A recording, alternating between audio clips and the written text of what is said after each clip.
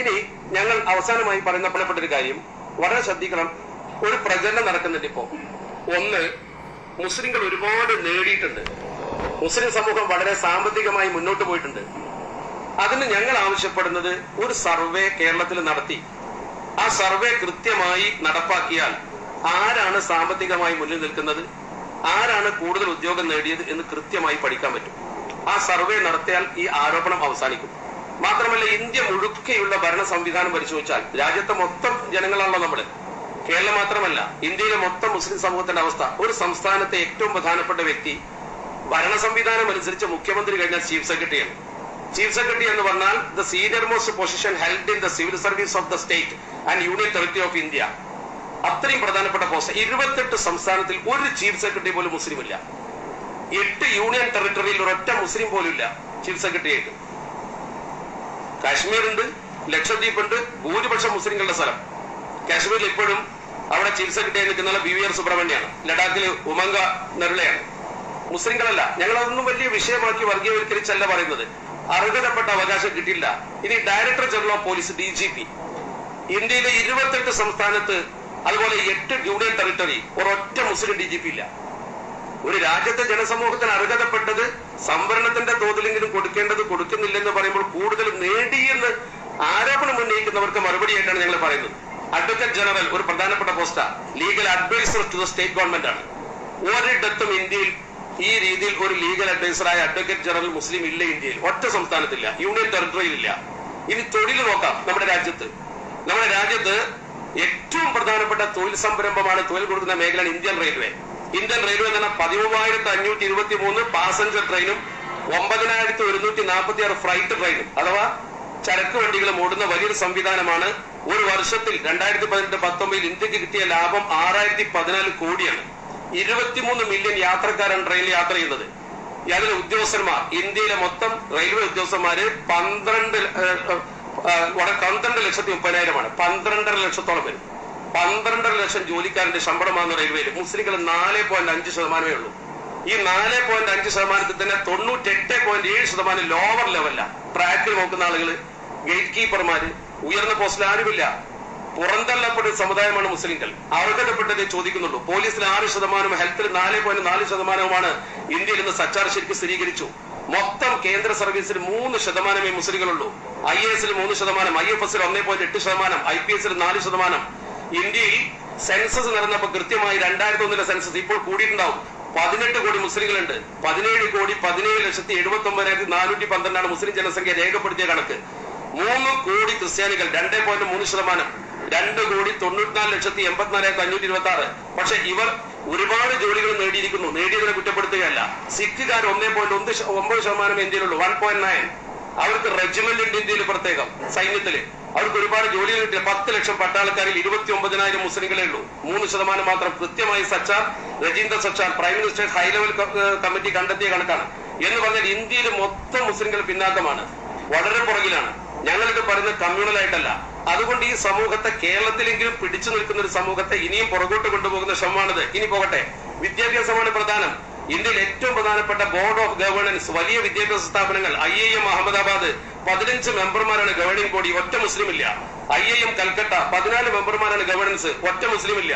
അതുപോലെ തന്നെ നമ്മുടെ രാജ്യത്തെ ഏറ്റവും പ്രധാനപ്പെട്ട വിദ്യാഭ്യാസ സ്ഥാപനങ്ങൾ ഓരോന്നും പരിശോധിച്ച് നോക്കൂ.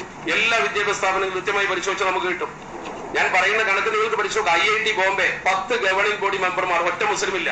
IIT ഡൽഹി 10 പേരിൽ ഒറ്റ മുസ്ലിം ഇല്ല. IIT മദ്രാസ് 15 പേര്, ഒരൊറ്റയാളും പിന്നോക്ക സമുദായത്തിൽപ്പെട്ടവരില്ല. അതുപോലെ തന്നെ NLSIU എന്ന് പറഞ്ഞ ബാംഗ്ലൂരിലെ ഏറ്റവും പ്രധാനപ്പെട്ട സ്ഥാപനമാണ്. National law school of India university, വളരെ പ്രധാനപ്പെട്ട സ്ഥാപനമാണ്. വക്കീലുടിക്കുന്ന ആൾക്കാരെ പറ്റി അവിടെ ഒരൊറ്റൊരു മുസ്ലിം ഉണ്ട്. അത് സുപ്രീം കോടതിയുടെ പ്രതിനിധി മാത്രമാണ്. ഒറ്റ മുസ്ലിം, 22 പേരിൽ ഒരാൾ. അത് സുപ്രീം കോടതിയുടെ നോമിനിയാണ്. IIM ബാംഗ്ലൂർ 19 പേരുണ്ട്, ഒറ്റ മുസ്ലിം ഇല്ല. റെപ്യൂട്ടഡ് കോളേജസ് ഇൻ ഇന്ത്യ, ഏറ്റവും പ്രധാനപ്പെട്ട college AIIMS Delhi 13 governing body executive മെമ്പർമാർ, ഒറ്റ മുസ്ലിം ഇല്ല. മൊത്തം ഇന്ത്യയിലെ പ്രധാനപ്പെട്ട എല്ലാ ബോർഡ് ഓഫ് ഗവേണൻസ് പരിശോധിച്ച് നോക്കൂ. ചിലത് ബോർഡ് ഓഫ് ഗവേണൻസ് ആണ്, ചിലത് ബോർഡ് കൗൺസിലാണ്, ചിലത് എക്സിക്യൂട്ടീവ് കൗൺസിലാണ്, ബോർഡ് ഓഫ് ഡയറക്ടേഴ്സ് ആണ്. ഇതിലൊന്നും ഇനി ഏറ്റവും ചുരുങ്ങിയത്, ഒരുപാട് കണക്ക് പറയുന്നില്ല, നമ്മുടെ കേരളത്തിൽ പ്രധാനപ്പെട്ട, നമുക്കൊക്കെ ഒഴിച്ചുകൂടാൻ പറ്റാത്ത ഒന്നാണ് വൈദ്യുതി. കേരളത്തിന്റെ വൈദ്യുതി ബോർഡ് നോക്കൂ. M മണിയാണ് മന്ത്രി. അതിൽ മന്ത്രിക്ക് പുറകെ 10 പേര് പ്രധാന പോസ്റ്റിലിരിക്കുന്നുണ്ട്. അവരാണ് ബോർഡ് ഓഫ് ഡയറക്ടേഴ്സ്. അതിൽപ്പെട്ട മാനേജിംഗ് ഡയറക്ടർ ചെയർമാൻ രണ്ടും ഒരാളാണ്, NS പിള്ള. ഫൈനാൻസ് ഡയറക്ടർ അതും NS പിള്ള തന്നെ. അതുപോലെ തന്നെ ഡിസ്ട്രിബ്യൂട്ടിംഗ് ഡയറക്ടർ P കുമാരനാണ്. ജനറേഷൻ ഡയറക്ടർ ബിപിൻ ജോസഫാണ്. സിസ്റ്റം ഓപ്പറേഷൻ ഡയറക്ടർ P രാജനാണ്. ഇലക്ട്രിക്കൽ ഡയറക്ടർ R സുകുമാരനാണ്. അതുപോലെ തന്നെ സേഫ്റ്റി ഡയറക്ടർ മിനി ജോർജ് ആണ്. Power department Dinesh Arora. ഇതൊക്കെ ഡയറക്ടർമാരാണ്. എക്സിക്യൂട്ടീവ് ഓഫീസർ, അത് എക്സ് ഒഫീഷ്യോ ഓഫീസറാണ് അദ്ദേഹം, രാജേഷ് കുമാർ സിംഗ് ആണ്. ഇൻഡിപെൻഡന്റ് ഡയറക്ടർ V ശിവദാസനാണ്. മന്ത്രി കഴിഞ്ഞാൽ 10 പോസ്റ്റും കിടക്കുന്നത് പിന്നോക്ക സമുദായത്തിൽപ്പെട്ട മുസ്ലിങ്ങളല്ലാത്ത 1-2 പേരുണ്ട് എന്ന് ഒഴിച്ചാൽ ഭൂരിപക്ഷവും ഒരു സമുദായമാണ്. ഞാൻ സമുദായം തിരിച്ച് കണക്ക് പറയുന്നത് കമ്മ്യൂണലായി ചിത്രീകരിക്കുന്നത് കൃത്യമായി കമ്മ്യൂണിറ്റി ചിന്ത മാത്രമാണ്. അതുകൊണ്ട് കേരളത്തിലെ എല്ലാ ഡിപ്പാർട്ട്മെന്റിലെയും സോഷ്യോ എക്കണോമിക് സർവേ ഭരണഘടന പ്രകാരം നടത്തണം. ഗവൺമെന്റ് നടത്താമല്ലോ. ഇനി ഗവൺമെന്റ് നടത്താൻ കഴിയുന്നില്ല എങ്കിൽ സ്വതന്ത്ര ഏജൻസി ഏൽപ്പിക്കാമല്ലോ.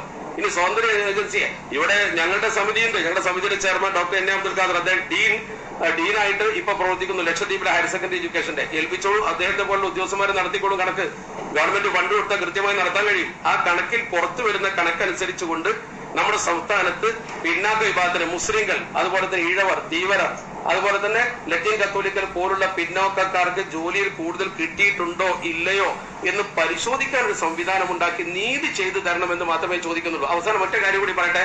ഇതിനെ വർഗീയമാക്കുന്ന ചില ആളുകൾ, സമസ്തക്ക് തീരെ വർഗീയമായ സമീപനമില്ല. ഞാൻ ഒരു ഉദാഹരണം പറയാം. ഇപ്പൊ നമ്മുടെ സംസ്ഥാനത്ത് ഒരുപാട് അനുഭവങ്ങൾ, ഇപ്പോ ഒരുപാട് നേരത്തെ കഴിഞ്ഞ തവണ തന്നെ ഞാൻ നിങ്ങളോട് സൂചിപ്പിച്ച കാര്യമാണ്, ഓർമ്മയിലുണ്ടാവും.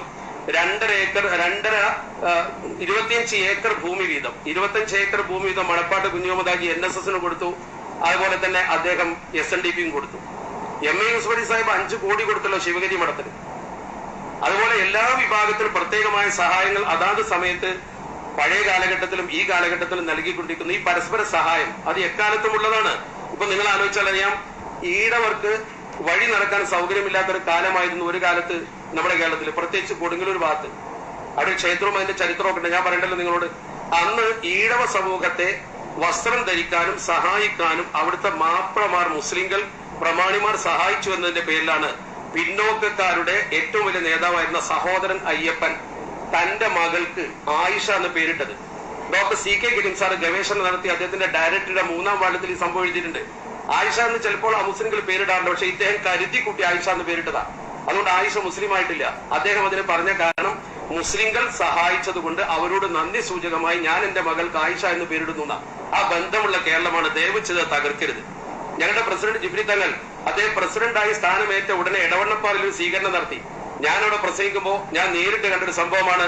അവിടുത്തെ ഏറ്റവും ഹൈന്ദവ സമൂഹത്തിലെ ഏറ്റവും ഉയർന്ന തറവാട് ജനിച്ച ഇലയിടത്ത് നാരായണൻ നമ്പൂതിരി ആ യോഗത്തിലേക്ക് ക്ഷണിക്കാതെ കയറി വന്നു. തങ്ങളെ ഒരു പൊന്നാട അണിയിച്ചു. എന്നിട്ട് അദ്ദേഹം പറഞ്ഞ വാചകം, ഇത്ര വലിയൊരു മഹാൻ ഇവിടെ വരുമ്പോൾ എന്റെ നാട്ടിലെ ഈ സമ്മേളനത്തിൽ ഞാൻ ഇതിൽ പങ്കെടുക്കണമെന്ന് എനിക്ക് തോന്നി എന്നാണ് അദ്ദേഹം പറഞ്ഞത്. ഇലയിടത്ത് നാരായണൻ നമ്പൂതിരി അവിടുത്തെ ഏറ്റവും വലിയ നമ്പൂതിരി തറവാട്ടിലെ പ്രമുഖനാണ്, ഇന്നും ജീവിച്ചിരിപ്പുണ്ട്. തങ്ങൾക്ക് വന്ന് ഷാളണിച്ചതിന് ഞാൻ സാക്ഷിയാണ്. അതാണ് സമസ്തയുടെ സൗഹൃദ ബന്ധം. മലപ്പുറത്ത് നിങ്ങൾ പോയി നോക്കിയാൽ കൃത്യമായി കാണാൻ വേണ്ട ഒരു ക്രിസ്ത്യൻ പള്ളി. ആ പള്ളിയുടെ സ്ഥലം അക്വയർ ചെയ്ത് മുനിസിപ്പാലിറ്റി എടുത്തതായിരുന്നു പള്ളി നിർമ്മിക്കുന്നതിന് മുമ്പ്. കോഴിക്കോട് ബിഷപ്പ് പാലക്കാട് വന്ന് പൂക്കോയത്തങ്ങളോട് പറഞ്ഞു, ആ സ്ഥലം ഞങ്ങൾക്ക് പള്ളിക്ക് വേണം, ഞങ്ങൾ അതിന് കരുതി വെച്ചതാണ്, അക്വിസിഷൻ നടപടി ഒഴിവാക്കി തരണം. പാലക്കാട്ടെ പൂക്കോയത്തങ്ങൾ അന്നത്തെ മലപ്പുറം മുനിസിപ്പൽ ചെയർമാൻ M. അബൂബക്കറിനെ വിളിച്ചിട്ട് പറഞ്ഞു, കൊടുക്കണം, അത് മതിയായ ഭൂമി കൊടുത്തു. ആ പാരമ്പര്യമാണ് ക്രിസ്ത്യാനികളും മുസ്ലിങ്ങളും തമ്മിലുള്ളത്, നായർ സമുദായവും മുസ്ലിങ്ങളും തമ്മിലുള്ളത്, അതുപോലെ ഈഴവ സമുദായവും ഈ മുസ്ലിം സമൂഹവും ഉള്ളത്. ഈ ഉദാഹരണങ്ങളൊക്കെയുള്ള കേരളത്തില് ഒരു അറബിക് സർവകലാശാല ചോദിച്ചപ്പോൾ KM അബ്രഹാമിനെ കൊണ്ട് വർഗീയമാണെന്ന് പറഞ്ഞു. സർദാർ കുഞ്ഞ് DGP ആയപ്പോൾ അതിനെ തടയാൻ വർഗീയമാണെന്ന് പറഞ്ഞു. അതുപോലെ തന്നെ കേരളത്തിലെ ഏറ്റവും പ്രധാനപ്പെട്ട ഒരു ഉദ്യോഗസ്ഥനായിരുന്നു നമ്മുടെ ചീഫ് സെക്രട്ടറി ആയി വന്ന ലക്നൌക്കാരൻ മുഹമ്മദ് റിയാസുദ്ദീൻ. അദ്ദേഹത്തെ ചീഫ് സെക്രട്ടറി ആക്കിയപ്പോൾ അതിനെയും വർഗീയം പറഞ്ഞു. അപ്പോൾ എന്തെങ്കിലും ഒരു നേട്ടം ന്യൂനപക്ഷത്തിനുണ്ടാകുമ്പോൾ വർഗീയം എന്നൊരു മുഖം കൊണ്ടുവന്നിട്ട് അതിനെ തകർക്കുന്ന ഒരു ഏർപ്പാട് പണ്ടേ ഉണ്ട്. അതാണ് ഇപ്പോൾ അർഹതപ്പെട്ടത് ചോദിക്കുമ്പോൾ പലരും ഇതിനെ വർഗീയമാക്കുന്നത്. അത് ദയവ് ചെയ്ത് വർഗീയമാക്കരുത്. ഇത് വർഗീയ ചിന്തയല്ല.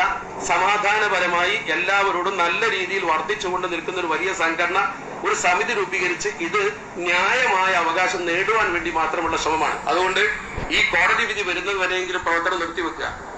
ഇനി നടപ്പാക്കുകയാണെങ്കിൽ തന്നെ മുസ്ലിങ്ങൾ ആദ്യ പിന്നോക്ക വർഗത്തിന്റെ സ്പെഷ്യൽ റിക്രൂട്ട്മെന്റ് അവർക്ക് അവകാശം നൽകുക. അതുപോലെ തന്നെ റൊട്ടേഷൻ സിസ്റ്റത്തിലുള്ള ഈ പ്രശ്നം അവസാനിപ്പിക്കുക.